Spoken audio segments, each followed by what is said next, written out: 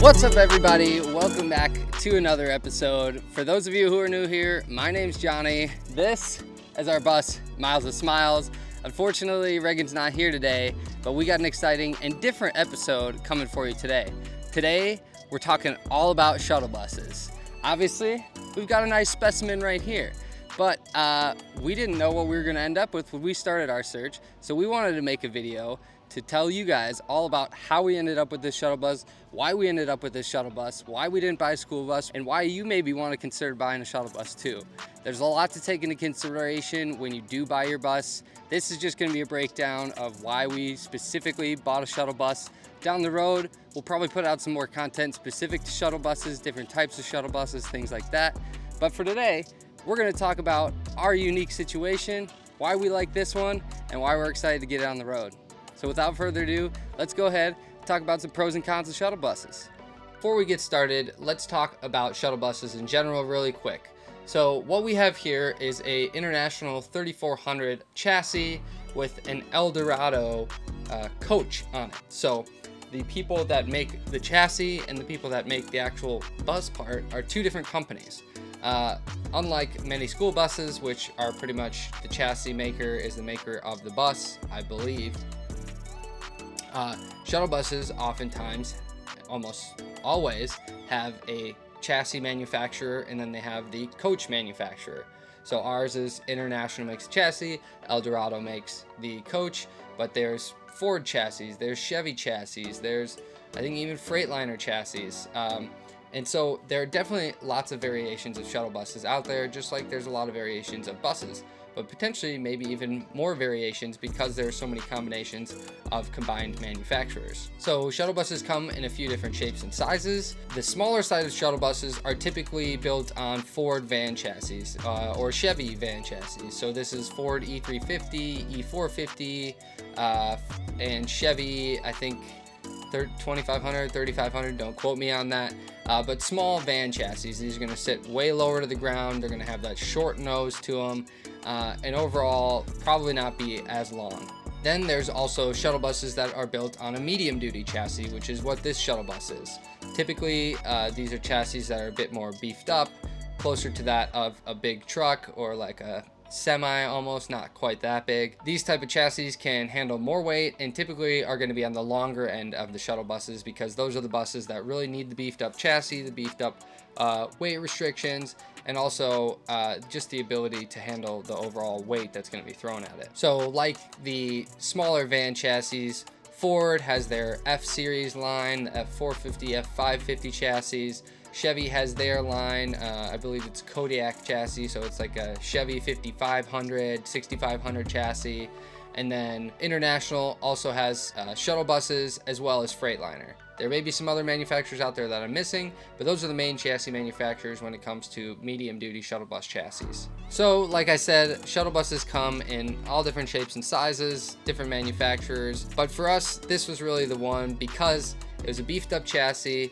It was long, we're at 32 feet bumper to bumper, and because of that beefed up chassis and overall length, we had tons of room, but also we have the durability and power to be able to handle all of that. And we didn't have to worry in the build about weight restrictions or worrying about if we're going to be getting close to the GVWR, which is your maximum gross weight. So for us, the medium duty chassis shuttle bus was the way to go rather than the van chassis. All right, so let's jump right into it with our first pro. And here it is. You're looking at it right here. That is interior height. I'm 6'1", and I've got a lot of family members who are 6'3", 6'4", even up to 6'6". And for me, I wanted to be comfortable, and I also wanted other taller people to be comfortable in the bus. I didn't want people to have to be shrinking down, and I wanted to also feel myself like I could really stand up in this space and be comfortable. So we have about 1.5 inches of spray foam in the ceiling, 1.5 inches of foam in the subfloor. So we've got about 2 inches of additional height in the subfloor, and then we brought the ceiling down probably about 1.5 inches to 2 inches. And we've still got probably, I'd say about 6'6" of headroom. We don't know the exact number. Plenty of headroom. Now, if you look at the school bus side of things, most school buses, I believe, are 6 feet or less. And if you're lucky, you find one that's 6'4", maybe a little bit higher, but that's about all they top out at. So for us, roof raise would have been in order because we wanted this bus to be well insulated. So school bus was really off the table for us. The reason shuttle buses are oftentimes higher is shuttle buses are meant for adults. School buses are meant for children. Children, I mean, certainly there's some tall kids out there, but for the most part, kids are gonna be under 6 foot or way under 6 foot. Now there's plenty of adults who are taller. So overall, shuttle buses have taller construction. So for us, shuttle buses were the go-to. All right, next pro on the list for us is actually the body construction. Now, I'm not talking about the actual construction and structure of the bus. We'll come to that later because that may not be exactly on the pro side. But I'm talking about the fact that this is a fiberglass bus. School buses almost exclusively are made of steel. They are a metal-bodied bus. They're built like tanks. But with that metal comes a lot of weight. Also with that metal is the necessity to be able to work with metal if you do need to work on something, patch something, or do anything to the body. For us, fiberglass was a great option because A, it's way lighter, and B, it's way easier to work with. For me, I felt very comfortable laying some fiberglass mat, some fiberglass resin, playing with Bondo. It's much easier than learning how to weld or doing metal work. So for me, it was a lot easier to work on a fiberglass bus. Now that being said, some people hate fiberglass, don't want to work with fiberglass, want nothing to do with it. But just, again, for me, my preference was I want to be able to work on the body if something happens or something's going bad. Now on that note, fiberglass bus is not going to rust.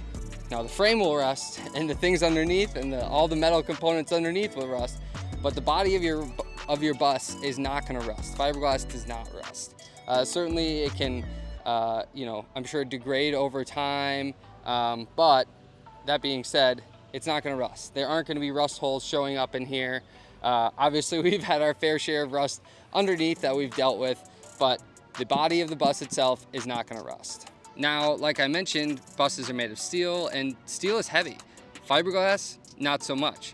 So this bus here is going to have a lot lower weight than a comparable school bus of its same size. For example, our friends at school we live in, their bus weighs over, I believe, 23,000 pounds or around there. And there's a 28-foot bus. This bus as it sits, I would guess, weighs probably around 10,000, 12,000 pounds, maybe. And that's a total guesstimate. Our overall maximum weight rating is 21,000 pounds. But again, I don't see us getting there. Now, what does a lower overall weight mean? It means you're gonna get better gas mileage and you're gonna get more out of your motor. So our same motor in this bus, a school bus of the same size is gonna weigh more, but probably be slower, probably struggle more because it does weigh more. It's gonna be, dragging around more weight. So for us, not only was the fiberglass construction lighter and easier to work with, but that lightness also comes with some other pros as well. Now I should quick mention before we move on to the next one, not all shuttle buses are fiberglass construction.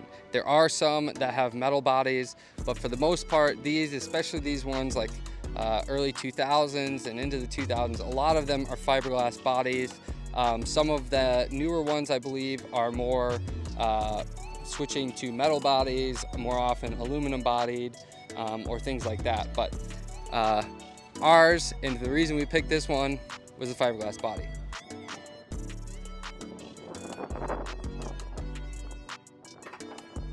All right, so on to the next pro. Didn't even mean to do that, but I just did. And the next pro being extra storage. Now again, prefacing this by saying not all shuttle buses have this extra garage space, but a lot of them do, and it's very easy to find ones that do. Kind of alluding to earlier, shuttle buses are often meant for adult events, or maybe it's an airport shuttle, or something that is gonna require extra baggage and things like that. Well, a lot of shuttle buses have a true garage area, and that's exactly what we have here. So from the side of our bus, you can see our back window ends about here, and then there's a wall somewhere along here, and this back couple of feet is not only just pure storage that was behind a wall, but it's also dropped down about a foot. So we have tons of storage space, nice extra garage. We're gonna have bikes back here. We've obviously got all of our electrical back here.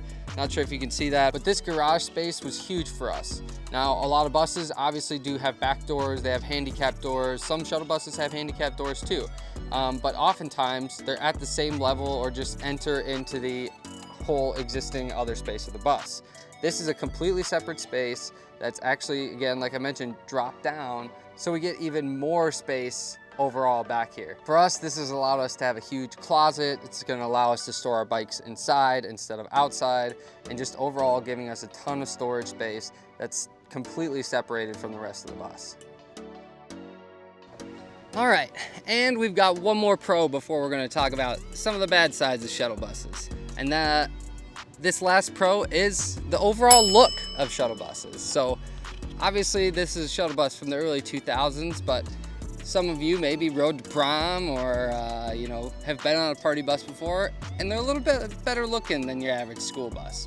So this is a little bit speculative on my part, but I have a feeling that our shuttle bus will have a little bit easier of a time getting into some of those picky RV parks that maybe don't want buses in there. It just overall looks a little bit more, I don't know, not so bussy. And certainly there's some that look more bussy and less bussy, but we're trying to stay a little low key, you know, that's why you paint your door bright orange. I have a pretty good feeling that it doesn't stick out like a huge sore thumb.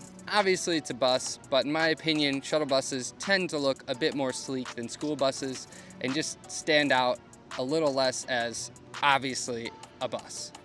Hey guys, a little change up of camera here. I'm here with Regan, drinking some beers, editing this video, and I realized I forgot one very important pro, and that is, Regan? The windows! Yes, the windows. The windows are a very important pro for us. They're just bigger, they let in more light. Of course, that comes with downsides of trying to insulate it, trying to keep the temperature controlled, but for us, shuttle bus windows, once we saw them and how big they were, it was like, man, we gotta have it, so. I would say, though, a con for the shuttle bus windows, I love them, it's probably my favorite part, but that you can only open the top like a little bit. So it's just the slide at the top that you open. You can't like bring them down or anything. So like our dogs can't stick their heads out the window if they wanted to. It's a good point. It's a good point. But still worth it. Yes, still definitely worth it. Small opening, big window wins. So just had to hop in, one other pro. All right. So now that we've talked about some of the pros of shuttle buses, it wouldn't be fair. Ow, this ground is hot. It wouldn't be fair to not talk about some of the cons. So here we go. Now we just talked about some of that sleekness of the shuttle bus look, and oftentimes they just look sleeker and look a little nicer. Well, that comes with a little bit of a downside as well. As you can see under here, or hopefully you can see, there's not a whole lot of ground clearance here or over by our entry door. Some may have higher ground clearance than ours, some may have lower ground clearance than ours. But either way, shuttle buses overall are gonna have probably lower ground clearance than a bus. Now, why is this important? All those dirt roads you wanna go on, all of those BLM roads, all the places you wanna go see, well, some of those might require you to have higher ground clearance than others, and shuttle buses may not allow for that. Now, ours here is what's considered a medium duty chassis. So it's not like the Ford van chassis, the E350 chassis, things like that. It's a little bit more beefed up and it sits a little bit higher. So we have a little bit of an advantage there, but still, I believe we have lower ground clearance than a lot of school buses. It is what it is, but I think we're gonna still get plenty of the places that we wanna go. All right. Let's talk about another con, and this one kind of ties back into one of the pros, like I said earlier. We talked about how this is a fiberglass bus, and that's great and all, but that fiberglass bus doesn't have quite the structure that a normal bus would. Like I also mentioned earlier, shuttle buses are meant for adults, school buses are meant for kids. For whatever reason, we value the safety of our kids a lot more, and so we build school buses like tanks. This, while it's a big vehicle and is built pretty solidly, it's not built like a tank. It probably is not going to react the same way if it gets hit by another car or a bad truck. Fiberglass is going to probably crumple a lot quicker than metal is. And that's also because there isn't quite the structure built into these shuttle buses that there is with school buses. The school buses have metal ribbing throughout, these solid metal or these big steel hat channels. And while some shuttle buses will have those, many of them have pretty minimalized structure within them to keep the weight down. So that weight savings, while it is a good thing, can also be a bad thing if you're really looking for something that's going to be as strong as a school bus. Shuttle buses most often are not going to be as strong as a school bus. We still feel good and safe riding in this thing. It's a big vehicle, and I don't think we're going to roll it over, so I don't think we need to worry about any rollover strength. And as you've seen in our videos, we've beefed up a lot of this metal in here, beefed up the walls, partially because we had to because things were so rusted out, but also, you know, makes us feel a little bit better about what's behind these walls now and how it would react if we were in a side impact or things like that. So yes, fiberglass shuttle buses, while they are lighter and whatnot, that comes at a little bit of a cost with safety. So maybe if you have kids or something like that, maybe that's something to consider. But again, like I said, in most situations, you drive safe. Your vehicle is probably still going to come out the winner because this is much bigger than a lot of other vehicles out there on the road. All right, and I'm going to go ahead and wrap this up with what's probably not a huge con, but is a con maybe to some people. And that is shuttle buses don't come in quite as many variations.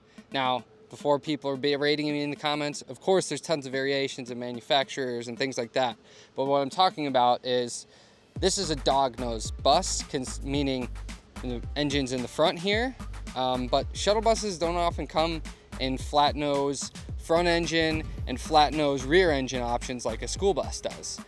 There are certainly transit buses out there that have rear engine designs, not so many front engine designs, but transit buses overall can't get very many places because they're meant to be very low to the ground, ride around in cities, you know, sink down for wheelchair access, things like that. So I'm not really wrapping transit buses into this conversation, but shuttle buses specifically, really you're only going to find them in a front engine design. I don't mind, and part of the reason we went with this shuttle bus specifically was because it was a dog-nose bus, but it was not a van chassis bus. This is a truck chassis. So this is a, like I mentioned, medium duty chassis, meaning we have a big open area right here to access anything we want to work on.